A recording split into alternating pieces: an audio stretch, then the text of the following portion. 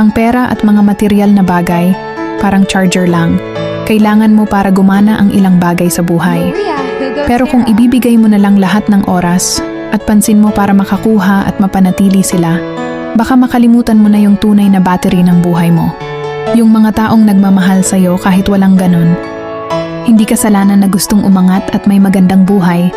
Pero tandaan, ang yaman na hindi mo maibabahagi, parang mansyon na walang pintuan. Maganda tingnan pero walang makakatuloy. Ang tunay na kayamanan hindi lang nasa mga bagay na makikita at mahahawakan.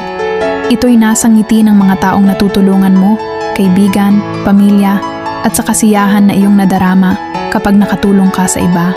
Hindi ito kailangang malaking halaga. Kahit maliit na bagay na nagbibigay ginhawa o pag-asa sa kapwa, iyon na ang tunay na halaga ng yaman na may pintuan na bukas para sa lahat.